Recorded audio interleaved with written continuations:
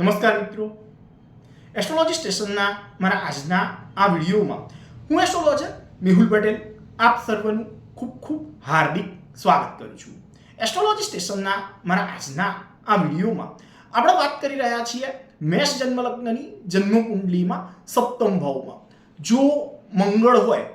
તો એનું કેવું યા તો શું ફળ મળે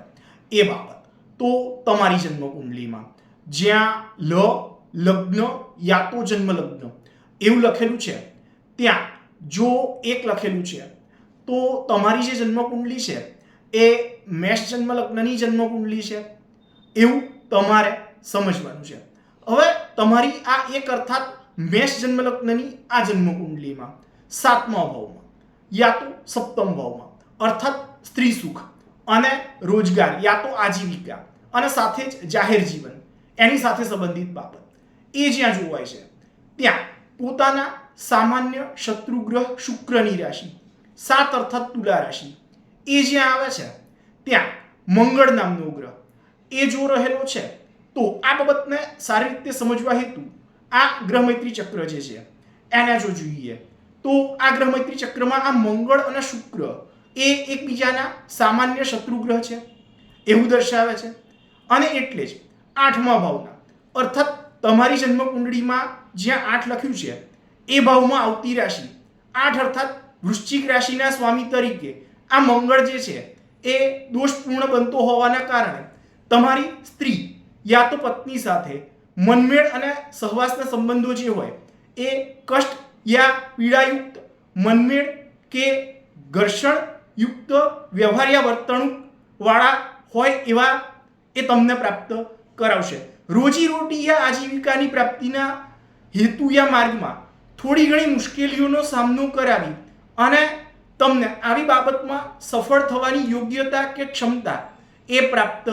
કરાવશે. સાથે જ આયુષ્યની ઉત્તમ શક્તિ કે બળ એ તમને પ્રાપ્ત કરાવશે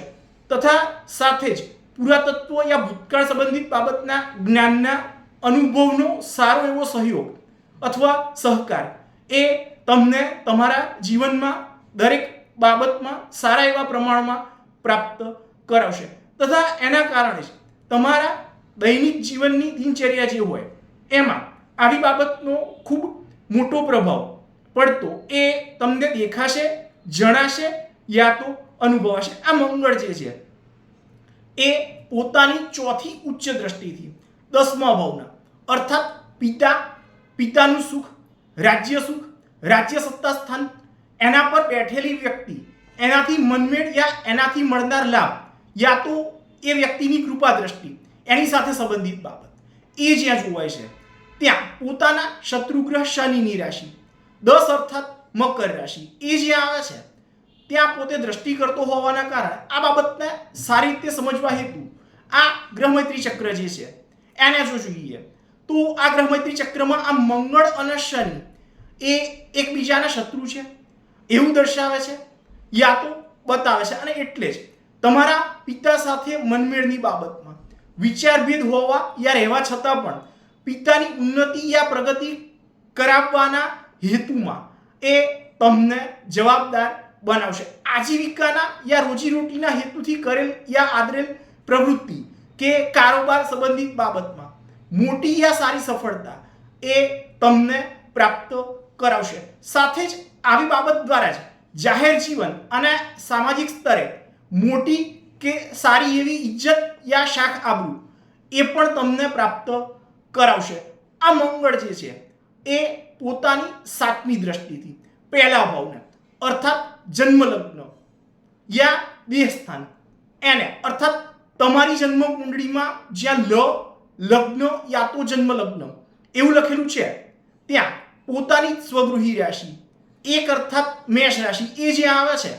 ત્યાં પોતે દ્રષ્ટિ કરતો હોવાના કારણે આ બાબતને સારી રીતે સમજવા હેતુ આ ગ્રહ સ્થિતિ દર્શક કોષ્ટક જે છે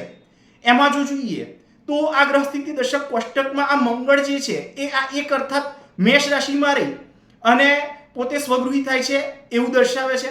અને ત્યાં જ અર્થાત પોતાની સ્વગૃહી રાશિ 1 અર્થાત મેષ રાશિ જ્યાં આવે છે ત્યાં પોતે દ્રષ્ટિ કરતો હોવાના કારણે પ્રભાવશાળી કે ગૌરવપૂર્ણ શારીરિક દેખાવ યા આભા કે પ્રતિભા એ તમને પ્રાપ્ત કરાવશે. સાથે સ્વભાવથી ભારે સ્વાભિમાની કે ગર્વિષ્ઠ એવા પણ એ તમને બનાવશે. આ મંગળ જે છે એ પોતાની 8મી દ્રષ્ટિથી ધન અને કુટુંબ તથા સાથે જ વાણી વાચાના વ્યવહારો એની સાથે સંબંધિત બાબત એ જ્યાં જોવાય છે ત્યાં પોતાના સામાન્ય શત્રુગ્રહ શુક્રની રાશિ 2 અર્થાત વૃષભ રાશિ એ જ્યાં આવે છે ત્યાં પોતે દ્રષ્ટિ કરતો હોવાના કારણે આ બાબતને સારી રીતે સમજવા હેતુ ફરીથી એકવાર આ ગ્રહ મૈત્રી ચક્ર જે છે એને જો જોઈએ તો આ મંગળ અને શુક્ર એ એકબીજાના સામાન્ય શત્રુ છે એવું દર્શાવે છે. અને એટલે જ ધન ઉપાર્જન અને ધનની વૃદ્ધિ તથા સાથે જ પ્રજોત્પત્તિ અર્થાત સંતાન પ્રાપ્તિની બાબત જેને કહીએ છીએ એના દ્વારા કુટુંબમાં નવા સભ્યોની વૃદ્ધિ કરવાની બાબતમાં પણ અતિ કઠિનતમ પ્રયત્ન કરવા છતાં આવી બાબતમાં ઓછી સફળતા એ તમને પ્રાપ્ત કરાવશે. આવું ભૃગુ સંહિતા નામના એમના ગ્રંથમાં ભૃગુ ઋષિએ વર્ણન કરેલું છે. તો મિત્રો આ તો હતો મારો આજનો આ